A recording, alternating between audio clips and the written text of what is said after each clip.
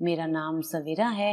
ہم 5 بہنیں تھیں۔ میرے ابا ایک مزدور تھے، کبھی تو دہاڑی ملتی اور کبھی بالکل بھی نہ ملتی۔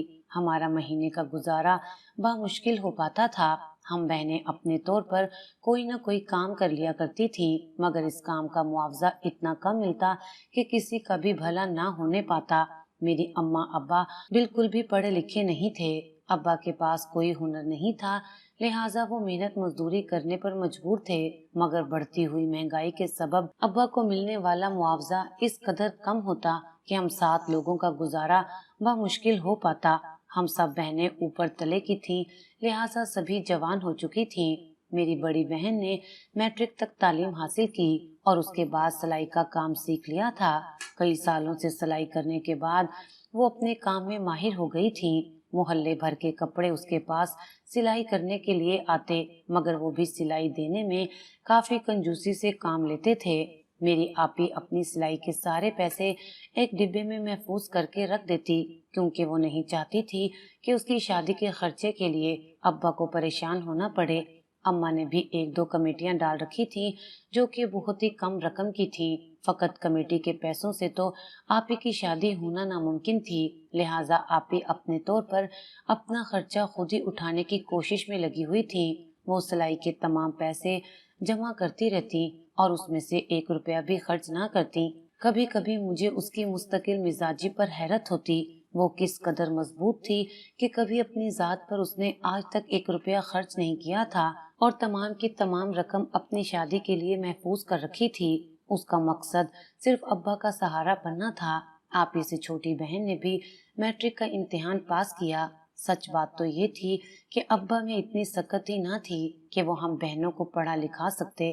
ویسے بھی اماں اور ابا کا یہی ارادہ تھا کہ کوئی اچھا اور مناسب رشتہ ڈھونڈ کر ہماری شادی کر دی جائے، مگر مزدور کے گھر کون رشتہ لاتا ہے؟ ہمارے سبھی رشتے دار اچھے خاصے کھاتے پیتے گھرانوں سے تعلق رکھتے تھے۔ وہ نوکری پیشہ افراد تھے، لہٰذا ان کا مہینے کا گزارا اچھے سے ہو جایا کرتا تھا۔ ایسے میں وہ بھلا اپنے غریب بھائی یا بہن کی بیٹی کو کیوں پوچھتے؟ وہ اپنے سے بھی زیادہ اچھے اور کھاتے پیتے گھرانوں سے بہو لانا چاہتے تھے۔ اسی لیے ہم 5 بہنیں اماں ابا پر بوجھ بن کر رہ گئی تھیں۔ میں گھر میں تیسرے نمبر پر تھی۔ مجھ سے 2 چھوٹی بہنیں ابھی اسکول میں پڑھ رہی تھیں۔ میں نے میٹرک کا امتحان پاس کرنے کے بعد کالج میں داخلہ لے لیا تھا۔ اماں ابا تو شاید میرے کالج کی فیس نہ بھر پاتے، مگر میں نے میٹرک میں اتنے اچھے نمبر حاصل کیے تھے کہ وظیفے کی بنیاد پر میرا داخلہ ہو گیا۔ مجھے کالج کی کوئی بھی فیس نہ بھرنا پڑتی تھی۔ میں نے زیادہ تر پرانی کتابیں اپنے دوست کی بہن سے لے لی تھیں۔ باقی معمولی سا خرچہ رہ گیا تھا، جو کہ ہم بہنوں نے کسی طرح کر کے پورا کر لیا تھا۔ میں پڑھائی میں شروع سے ہی بہت اچھی تھی۔ میں خوب پڑھنا چاہتی تھی۔ میں چاہتی تھی کہ میں پڑھ لکھ کر کوئی اچھی سی نوکری حاصل کروں اور ابا کے گھر کے حالات بدلوں۔ آخر عیش و عشرت پر ابا کا بھی حق تھا۔ ابا کو محنت مزدوری کرتے کرتے تمام زندگی گزر گئی تھی۔ انہوں نے ایک بھی دن سکون کا نہیں دیکھا تھا۔ اگر ابا کا کوئی بیٹا نہ تھا تو اس کا مطلب یہ نہیں تھا کہ ابا کو آرام کرنے کا موقع ہی نہ ملتا۔ میں بس اتنا چاہتی تھی کہ میں ابا کو وہ آرام فراہم کروں جو ابا کو بیٹے کے ہوتے ہوئے ملتا، تاکہ ابا یہ نہ سوچیں کہ کاش اس کا بھی کوئی بیٹا ہوتا۔ میں ثابت کرنا چاہتی تھی کہ بیٹیاں بھی کسی طور بیٹے سے کم نہیں ہوتی، اس لیے میں پڑھائی میں بے حد محنت کیا کرتی تھی، اور یہ میری محنت کا ہی نتیجہ تھا کہ میں نے میٹرک کا امتحان بہت اچھے نمبروں سے پاس کر لیا تھا اور مجھے وظیفے کی بنیاد پر شہر کے بہترین کالج میں داخلہ مل گیا تھا۔ ہمارے کالج میں لڑکے اور لڑکیاں دونوں ہی پڑھا کرتے تھے۔ میری جماعت میں بھی کچھ لڑکے شامل تھے جو سبھی بہت ذہین تھے، اور ان میں زیادہ تر وہی طالب علم شامل تھے جن کا داخلہ میری طرح وظیفے کی بنیاد پر ہوا تھا۔ یہ میرا کالج میں تیسرا سال تھا۔ مجھے اپنی کلاس فیلو جواد میں دلچسپی پیدا ہو گئی تھی۔ وہ پہلے سال سے ہی میرے پیچھے پڑا ہوا تھا اور مجھ سے دوستی کا خواہش مند تھا، مگر میں جس ماحول سے نکل کر آئی تھی، میرا مقصد صرف محنت کر کے کامیابی حاصل کرنا تھا، باقی مجھے کسی چیز میں کوئی دلچسپی نہیں تھی۔ یہی وجہ تھی کہ میں جواد کی نظروں سے ملنے والے پیغام کی مسلسل 2 سال سے حوصلہ شکنی کرتی آئی تھی، مگر تیسرے سال مجھے نہ جانے کیا ہوا کہ میں جواد کی آنکھوں کے سامنے ہار گئی۔ میں اس کی مسکراہٹ کا جواب مسکراہٹ سے دینے لگی۔ उसने मेरे दिल के दरवाजे पर दस्तक दी थी और शायद मैंने अपने दिल के दरवाजे उसके लिए खोल दिए थे। हमारे कॉलेज में बेशक लड़कियां और लड़के दोनों ही पढ़ते थे, मगर हमारे कॉलेज में काफी सख्ती थी, इसलिए लड़के और लड़कियां आपस में कम ही बात कर पाते। मगर जवाब की नजरों से मिलने वाले पैगामात मुझसे ढके छुपे ना थे। वो मुसलसल 2 साल से मुझे अपनी तरफ मुतवज्जा करने की कोशिश कर रहा था और बिलाखिर मैं उसकी तरफ मुतवज्जा हो गई थी। मुझे उसके बारे में ज्यादा कुछ पता ना था, ना ही मैं ये जानती थी कि वो किस इलाके से आता था, मगर देखने में वो काफी खूबसूरत था और खाते पीते घराने से लगता था। कॉलेज की कुछ लड़कियां उसके पीछे पड़ी हुई थीं, मगर मैंने उसको कभी भी किसी लड़की के साथ बातचीत करते नहीं देखा था। वो एक अच्छा और शरीफ लड़का था और ऐसा लगता था कि वो किसी मुअज्जिज खानदान से ताल्लुक रखता है। यही वजह थी कि मैं बिलाखिर उसके सामने हार गई और उसकी तरफ मुतवज्जा हो गई थी। मेरे और जवाद के दरमियान नजरों का तबादला तो होता रहता, मगर हमारी बातचीत बहुत ही कम हुआ करती थी। इसी बातचीत के दौरान एक दिन उसने मुझसे वादा किया था कि वो कॉलेज की तालीम मुकम्मल होने और नौकरी लगने के बाद मुझसे शादी करेगा और अपने माँ बाप को मेरे घर रिश्ते के लिए भेजेगा। उसका कहना था कि मैं उसका इंतजार करूं और किसी को हाँ ना कहूं। हमारे घर कौन सा रिश्तों की लाइन लगी थी और अभी तो मुझसे बड़ी 2 बहनें बैठी थीं। पहले उनका नंबर आना था, तभी मेरी बारी आती। इसलिए मुझे ऐसी कोई फिक्र ना थी कि जवाद के रिश्ता आने से पहले मेरी शादी कर दी जाएगी, बल्कि मुझे तो सिर्फ ये धड़का लगा हुआ था कि कहीं जवाद को हमारा रहन सहन पसंद ना आया या उसके माँ बाप को मेरे अब्बा की मजदूरी ना भाई तो मैं क्या करूंगी, क्योंकि तमाम लोग अपने बेटों के लिए ऊंचे घरानों से बहू लाना पसंद करते हैं। हमारे जैसे गरीब घरानों की लड़कियों को कौन पसंद करता है। यही वजह थी कि मैं परेशान हो जाती और अपने रब के सामने दुआ के लिए हाथ उठा देती कि वो मुझे किसी न किसी तरह जवाद से मिला दे और उसकी जिंदगी में शामिल कर दे। अब्बा की तबीयत खराब रहने लगी तो उनका हमारी शादियों की तरफ ध्यान भी बढ़ गया था। अब्बा चाहते थे कि वो हमें अपनी जिंदगी में ही अपने घर का कर दें, इसलिए उन्होंने हमारे रिश्तों के लिए भागदौड़ शुरू कर दी। अब्बा की तवज्जो से ही 1-2 रिश्ते आए जो हमारी तरह गरीब खानदान से थे, मगर मेरी बड़ी बहन के लिए आने वाला रिश्ता उससे उम्र में कई साल बड़ा था। वो खुद एक नौकरी पेशा फर्द था और शादी का ख्वाहिशमंद था, मगर अम्मा अब्बा को उसकी उम्र पर कोई एतराज ना था। लड़के के माँ बाप लड़के की तस्वीर अपने साथ लाए थे। उसको देखने में ही उसकी उम्र का अंदाजा होता। मुझे लड़के को देखकर काफी मायूसी हुई थी। मेरी बहन बिलाशुबा खूबसूरत थी, वो सिर्फ गुर्बत के हाथों मारी गई थी। मैंने अब्बा को कहा था कि वो आप ही के लिए कोई और रिश्ता देख लें, मगर अब्बा ने मुझे समझाना शुरू कर दिया कि गरीब घरानों में ऐसे ही रिश्ते आया करते हैं। वैसे भी अगर पहला रिश्ता अच्छा आ जाए तो उसको ठुकराकर रिश्तों की नाकदरी नहीं करनी चाहिए। मैं अब्बा की बात सुनकर हैरान थी, भला ये कहाँ से अच्छा रिश्ता था, मगर मैं चुप हो बैठी। आपे को भी रिश्ते पर कोई एतराज नहीं था। वो अम्मा अब्बा की खुशी में खुश थी। लड़के वाले आपी को पसंद करके चले गए थे और पसंद क्यों ना करते, वो देखने में काफी सुलझी हुई, खूबसूरत और कम उम्र दिखाई देती थी। लड़के वालों ने उस दिन अम्मा अब्बा को अपने घर दावत पर बुला लिया था ताकि अम्मा अब्बा लड़के को देख सकें। अम्मा अब्बा ने अगले हफ्ते ही लड़के के घर जाने का मंसूबा बनाया और वो बाकी तीनों बहनों को भी अपने साथ ले गए, जबकि मुझे आपी के साथ घर में छोड़ गए। आपी हस्बे मामूल अपनी सिलाई मशीन पर बैठी कपड़ों की सिलाई करने में मगन थी, जबकि मैं जाए नमाज बिछाकर बैठ गई थी। मैं अभी नमाज से फारिग ही हुई थी कि दरवाजे पर दस्तक की आवाज सुनकर चौंक गई। शाम का वक्त था। आप ही से कपड़े सिलाई कराने वाली खवातीन अक्सर इसी वक्त आया करती थीं, लिहाजा मैंने बगैर पूछे बेधड़क होकर दरवाजा खोल दिया।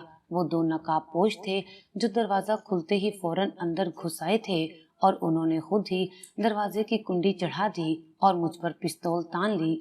मुझे एक लम्हे को समझ ही न आया कि ये क्या हुआ था। जैसे ही मेरे हवास बहाल हुए, मेरे पसीने छूट गए। हमारे घर डाकू घुस आए थे। वो मुझे पिस्तौल के जोर पर अंदर ले गए, जहां आपी कपड़े सिलाई करने में मगन थी। आपी भी उन्हें देखकर खौफजदा हो गई थी। हम दोनों बहनें एक दूसरे से सुकर सिमट कर बैठ गईं, जबकि उन्होंने घर की तलाशी लेना शुरू कर दी। मैं चूंकि नमाज पढ़कर फारिग हुई थी, लिहाजा मैंने अपने गिर्द दुपट्टा कसकर लपेट रखा था, जिससे मेरा माथा और भवें भी छुपी हुई थी। डाकू को देखते ही मैंने वही दुपट्टा अपने चेहरे पर फैला लिया और उसी दुपट्टे से हल्का सा नकाब कर लिया। डाकू पूरे घर की तलाशी लेने में मगन थे। उन्हें बहुत जल्दी थी। वो हर चीज इधर से उधर फेंक रहे थे ताकि जल्द से जल्द कुछ बरामद कर सकें। मैं हैरान थी कि वो एक मजदूर के घर डाका डालने चले आए थे। उन्हें ये मालूम नहीं था कि मजदूर के घर में क्या हो सकता है, मगर शायद उन्हें कहीं से ये घुन सुन मिली थी कि इस घर की लड़की की शादी तय हो रही थी। शायद उन्होंने ये समझा हो कि घर में शादी के लिए कुछ पैसा इकट्ठा हो। मेरी और आपी दोनों की नजर उस डब्बे पर टिकी थी कि कहीं डाकू की नजर में वो डिब्बा न आ जाए जिसमें आपी की 2 साल की मेहनत जमा थी। मगर डाकू की नजर से वो डब्बा ना छुप सका था और वो जल्द ही उस डब्बे तक पहुंच गए। मेरा और आपी का दिल धक से रह गया था। उनमें से एक डाकू ने डब्बा खोलकर देखा जिसमें आपी की 2 साल की मेहनत जमा थी, मगर डाकू की नजर से वो डब्बा ना छुप सका था और वो जल्दी ही उस डब्बे तक पहुंच गए। मेरा और आपी का दिल धक से रह गया था। उनमें से एक डाकू ने डब्बा खोलकर देखा तो उसमें उसे पैसे ही पैसे दिखाई दे गए थे। उस डब्बे में 100 और 1000 के बहुत ज्यादा नोट थे। उसने वो फौरन ही डब्बा अपने कब्जे में ले लिया और कुछ ही देर में वो घर से निकलने की तैयारी करने लगे। एक डाकू ने दरवाजे से बाहर सर निकालकर इधर उधर देखा। शायद उसे गली में कुछ आदमी दिखाई दिए थे, लिहाजा वो दोबारा अंदर आ गया। मैं और आपी भी कमरे से निकलकर दरवाजे पर आ खड़ी हुई थी और अफसोस से उनको डिब्बा ले जाते हुए देख रही थी। डाकू निकलकर भागने के लिए बेकरार थे। अचानक घबराहट में एक डाकू को सहन में पड़ी ईंट से ठोकर लगी तो चेहरे पर पड़ा उसका रुमाल नीचे गिर गया। उसने फौरन ही झुककर रुमाल उठाया और पलटकर इधर उधर देखा। मेरी नजर उसके चेहरे पर पड़ी तो मैं उसे देखकर दंग रह गई। मेरी आंखें फटी की फटी रह गई थी। ये कैसे मुमकिन था? ये नामुमकिन था। मुझे लगा कि मैं कोई ख्वाब देख रही थी। ऐसा कैसे हो सकता था? मुझे अपनी आंखों पर यकीन ही ना आया। डाकू ने अगले ही लम्हे रुमाल उठाकर उसे एक झटका देकर अपने चेहरे पर चढ़ा लिया और गली खाली होते ही वो दरवाजा खोलकर बाहर भाग गए। मैं जो सख्ते के आलम में खड़ी थी, डाकू को जाता देखकर फौरन ही दरवाजे की तरफ भागी और जल्दी से दरवाजे की कुंडी चढ़ा ली। मैंने आपी के चेहरे पर नजर डाली तो उसका चेहरा लट्ठे की मानित सफेद हो रहा था। दूसरे ही लम्हे वो चकरा कर जमीन पर गिरी तो मैंने आगे बढ़कर उसको थाम लिया। आपी मेरी बाहों में झूलती बेहोश हो चुकी थी। कुछ ही देर में अम्मा, अब्बा और मेरी बाकी बहनें भी घर आ गईं। इस बार मैंने डरते डरते दरवाजा खोला तो अब्बा को देखकर मुझे ढारस हुई। मैं रोते हुए अब्बा के सीने से लग गई। क्या हो गया है? अम्मा और अब्बा दोनों ही मेरी हालत देखकर घबरा गए। आपी अपने बिस्तर पर निढाल पड़ी थी। घर का बिखरा सामान देखकर अम्मा अब्बा हैरत से चौंक गए। क्या हुआ तुम दोनों को? बताओ मुझे जल्दी, अम्मा ने मुझसे चीख कर पूछा तो मैंने उन्हें रोते हुए तमाम सूरत हाल कह सुनाई। वो दोनों भी परेशान हो गए थे। अब्बा तो अपना सर पकड़कर बैठ गए और फिर बाहर निकल गए ताकि मोहल्ले वालों को बता सके। मोहल्ले वाले भी जानकर हैरान थे। उनमें से किसी को भी मालूम ना हुआ था कि किस तरह डाकू हमारे घर में घुसकर हमारी तमाम जमा पूंजी ले उड़े थे। अब्बा मोहल्ले वालों के साथ मिलकर थाने में रिपोर्ट दर्ज करवाने आए, मगर डाकुओं का मिलना नामुमकिन था। पुलिस जल्दी तफ्तीश करने आ पहुंची थी। वो मुझसे और आपी से डाकू के बारे में मालूमात हासिल कर रहे थे। आपी तो कुछ भी बोलने के काबिल ना थी, वो सख्ते में थी। मैंने पुलिस के 1-2 सवालों का जवाब दे दिया था। पुलिस ने मुझसे पूछा क्या मैंने उनमें से किसी का चेहरा देखा है, तो मैं चुप की चुप रह गई थी। मैंने उनमें से एक का चेहरा देखा था और मैं उसे पहचान गई थी, मगर वो मुझे शायद ना पहचान सका था। वो मेरे साथ कॉलेज में पढ़ने वाला जवाद था जो मुझसे मोहब्बत और पसंद का इजहार भी कर चुका था। वो मुझसे शादी का ख्वाहिशमंद था। मुझे समझ ना आया कि क्या मुझे पुलिस को उसके बारे में बताना चाहिए या नहीं। मुझे अपनी आंखों पर यकीन भी नहीं था। शायद मुझे घबराहट में उस डाकू का चेहरा जवाद की तरह लगा हो। जवाद कॉलेज में पढ़ने वाला एक ज़हीन तालिब इल्म था। वो ये काम क्यों करेगा? उसका कॉलेज में दाखिला वजीफे की बुनियाद पर हुआ था और मुझे वो एक अच्छे खानदान से ताल्लुक रखता दिखाई देता था, मगर वो इन कामों में कैसे पड़ सकता था? नहीं, वो जवाद नहीं हो सकता। मैंने अपने ख्याल की खुद ही तरदीद की और पुलिस के सामने नफी में सर हिला दिया। नहीं, उन्होंने चेहरे पर नकाब चढ़ाए हुए थे। लिहाजा हम में से किसी ने भी चेहरा नहीं देखा। मैंने पुलिस को साफ जवाब दे दिया था। हम सभी गम से निढाल थे, मगर आपी का गम बहुत बड़ा था। उसने 2 साल से एक एक पाई जमा करके रखी थी, वो तमाम की तमाम लूटी जा चुकी थी। उसने अपनी जात पर कभी 1 रुपया भी खर्च नहीं किया था, बल्कि सारा पैसा अपनी शादी के लिए बचा कर रखा था। उसके अरमान, ख्वाब, उसकी ख्वाहिशात, जो कुछ भी उसने अपनी शादी के मुताल्लिक सोच रखी थी, सब धरी की धरी रह गई थी। अब्बा को भी यही आसरा था कि आपी ने कुछ न कुछ पैसे संभाल कर रखे थे, लिहाजा उसमें से उसकी शादी पर खर्चा हो जाएगा। मगर अब्बा का आसरा भी लुट गया था। वो अलग परेशान थे कि वो बेटी की शादी का बोझ क्यों कर उठा पाएंगे। हमारे घर में तो शादियाने बजने से पहले ही गम फैल गया था। अम्मा अब्बा समेत घर में सभी उदास और परेशान थे, मगर मैं सबसे ज्यादा तशवीश में मुब्तला थी। अगर वो डाकू वाकई जवाद था तो मुझे उससे एक एक पैसा वापस निकलवाना था, मगर मैं ये कैसे जान सकती थी? मुझे कुछ ना कुछ तो करना था। मैं अगले दिन धड़कते दिल के साथ कॉलेज के लिए रवाना हो गई। अम्मा ने मुझे छुट्टी करने के लिए भी कहा, मगर मेरे बेचैन दिल को करार कहाँ रहा था। मैं जवाद से मिलना चाहती थी, लिहाजा अम्मा के मना करने के बावजूद कॉलेज चली आई थी। मैं इधर उधर जवाद को ढूंढती आगे बढ़ रही थी। आज मैं हमेशा की तरह सीधी अपनी जमात में नहीं गई, बल्कि इर्द गिर्द जो तालिब इल्म बैठे थे उनकी तरफ बढ़ी और एक एक का चेहरा खोजने लगी। मगर मुझे जवाद कहीं दिखाई ना दिया। शायद वो अभी कॉलेज पहुंचा ही नहीं था। मैं गेट के पास ही उसके इंतजार में बैठ गई। जमात का वक्त शुरू हो चुका था। अगर उसको आना होता तो वो अब तक आ चुका होता। यकीनन वो आज छुट्टी पर था। मैं मायूस होकर अपनी जमात की तरफ बढ़ने ही लगी थी कि मुझे गेट से जवाद आता दिखाई दिया। वो आज देर से कॉलेज आया था। उसने मुझे ना देखा और सीधा जमात की तरफ बढ़ गया। मैं भी उसके पीछे ही चल दी। मैं आगे जाकर उसके नजदीक हुई तो उसने मुड़कर देखा और मुझे अपने पीछे आता देखकर चौंक गया। तुम भी आज देर से आई हो? उसने मुझसे सवाल पूछा तो मैंने इस बात में सर हिला दिया। मुझे तुमसे बात करनी है, मैंने बेतासीर लहजे में कहा। तो वो चौंक कर रह गया। अच्छा, क्या बात करनी है? सब ठीक तो है? वो मेरे चेहरे से शायद अंदाजा लगाने की कोशिश कर रहा था कि मैं उससे क्या बात करना चाहती हूँ। हाँ आओ। मैंने उसे अपने पीछे आने का इशारा किया और कॉलेज के एक सुनसान हिस्से की तरफ आ गई। कल शाम 5-5:30 बजे के करीब तुम कहाँ थे? मैंने उसकी आंखों में आंखें डालते हुए सवाल पूछा तो वो गड़बड़ा गया। कल शाम मैं घर पर ही हूँगा। क्यों, क्या हुआ? उसने मुझसे हैरत से सवाल पूछा। मैं उसके सवाल को नजरअंदाज करते हुए बोली, कल क्या तुम नवाज नगर के इलाके के किसी घर में अपने साथी के साथ पिस्तौल लेकर घुसे थे? मैंने सीधा सीधा पूछ लिया, जबकि अपनी नजरें उसके चेहरे पर जमा दी। मैं उसके चेहरे पर वाज़ेह घबराहट देख सकती थी। ये क्या कह रही हो तुम? उसके लहजे में हकलाहट वाज़ेह थी। मैं ऐसा क्यों करूँगा? उसने साफ इनकार किया।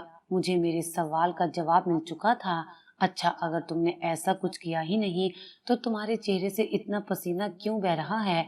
मेरी बात पर वो चौंक गया।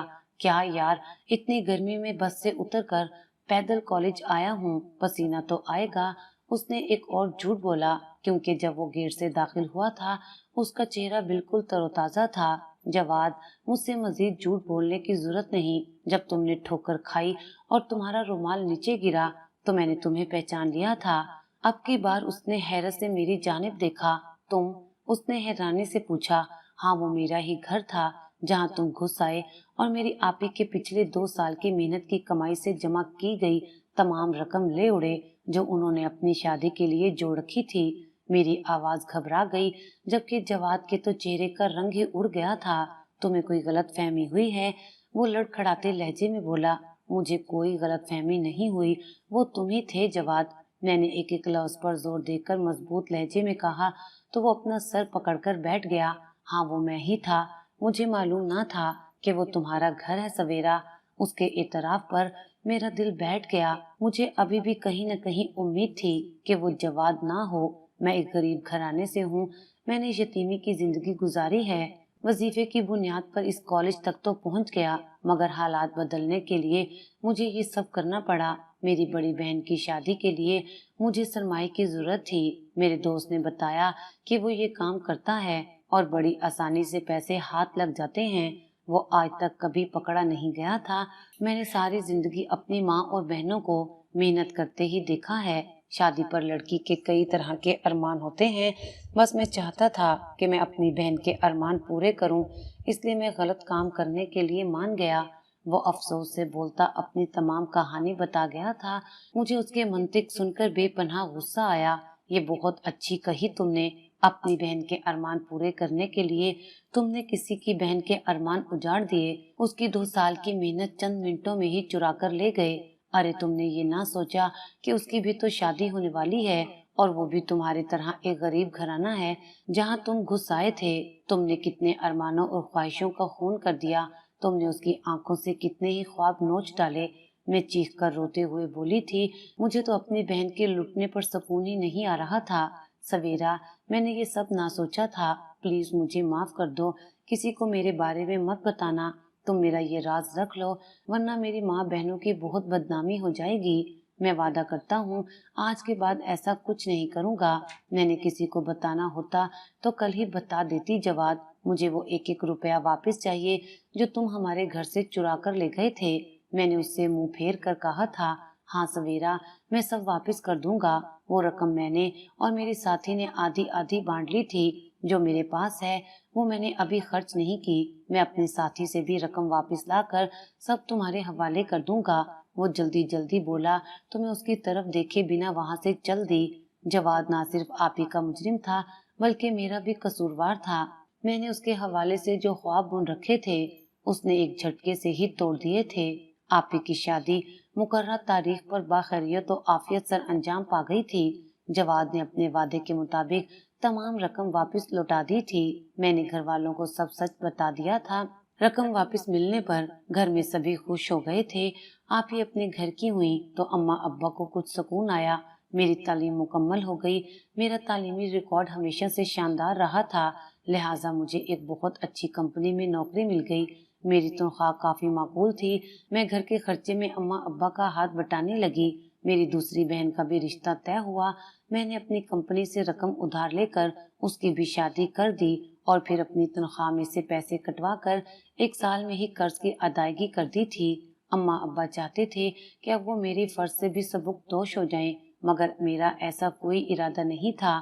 میں اپنی باقی 2 بہنوں کو خوب پڑھانا چاہتی تھی تاکہ وہ بھی اپنے پیروں پر کھڑی ہو جائیں اور کل کو کسی کی محتاج نہ رہیں۔ میرے منع کرنے کے باوجود ابا نے رشتے والوں کو بلا لیا تھا اور مجھے اطلاع دے دی کہ شام کو تیار رہنا، لڑکے والے تمہیں دیکھنے آئیں گے۔ میں نے حیران نظروں سے اماں کی جانب دیکھا۔ میں ابھی شادی نہیں کرنا چاہتی تھی، میں آپ لوگوں کا سہارا بننا چاہتی ہوں۔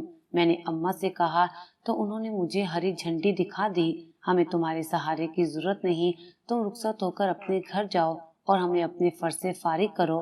اماں کا صاف جواب سن کر میرا منہ بن گیا تھا اور میں غصے سے اٹھ کر وہاں سے چل دی۔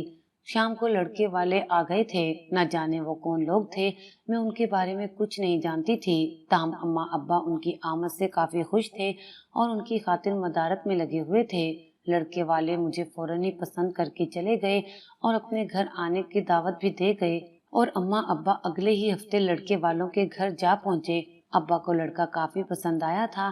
میں حیران تھی کہ ابا اتنی جلدی کیوں شور مچا رہے تھے۔ ابا نے میری مرضی پوچھے بغیر نکاح کی تاریخ رکھ دی تھی۔ ابا میں اتنی جلدی شادی کرنا نہیں چاہتی، بلکہ میں تو کبھی شادی ہی نہیں کرنا چاہتی۔ میں ابا کے سامنے ڈٹ گئی تو ابا نے مجھ سے ایک ہی سوال پوچھا، مگر تم شادی کیوں نہیں کرنا چاہتی؟ ابا کے سوال کا میرے پاس کوئی جواب نہ تھا، مگر سچ تو یہ تھا کہ میرے دل و دماغ پر ابھی بھی جواد ہی چھایا ہوا تھا۔ اس کی اس حرکت کے بعد سے میں نے اسے رابطہ ختم کر دیا تھا اور اس سے کبھی کوئی بات نہیں کی تھی۔ میری تعلیم مکمل ہو گئی تو میں نے کالج جانا چھوڑ دیا۔ میں نے اسے اپنی زندگی سے باہر نکال دیا تھا، مگر میں اپنے دل و دماغ سے اسے کبھی بھی نہیں نکال سکی تھی۔ میں آج بھی اس کی محبت میں اسی مقام پر کھڑی تھی۔ میں نے ابا کو کوئی جواب نہ دیا، مگر ابا کے چہرے پر پھیلی مسکراہٹ دیکھ کر میں چونک گئی۔ اپنے پیچھے پلٹ کر دیکھو، ابا نے مجھے کہا تو میں نے فوراً پلٹ کر دیکھا۔ سامنے کھڑے جواد کو دیکھ کر میں حیران رہ گئی۔ اسی کے ساتھ تمہارا رشتہ طے ہوا ہے، یہ نیک اور شریف لڑکا ہے، اس کی ایک غلطی کو معاف کر دو، ہم سب سے بھی کئی دفعہ معافی مانگ چکا ہے۔ ابا نے میرے سامنے انکشاف کیا تھا۔ अब्बा वहां से उठकर चले गए, जबकि जवाद मेरी तरफ आ गया। तुम्हारे अम्मा अब्बा और आपी सभी मुझे माफ कर चुके हैं, क्या तुम भी मुझे माफ कर दोगी? मैंने वो सब सिर्फ एक मजबूरी में किया था और इत्तेफाक से वो तुम्हारा ही घर था। रब भी मुझे हिदायत दे और मैं सीधे रास्ते पर चलना चाहता था। जवाद ने अपनी सफाई देते मेरे सामने हाथ जोड़ दिए तो मैं मुस्कुरा उठी। मैंने हमारी खुशियों की खातिर उसे माफ कर दिया था।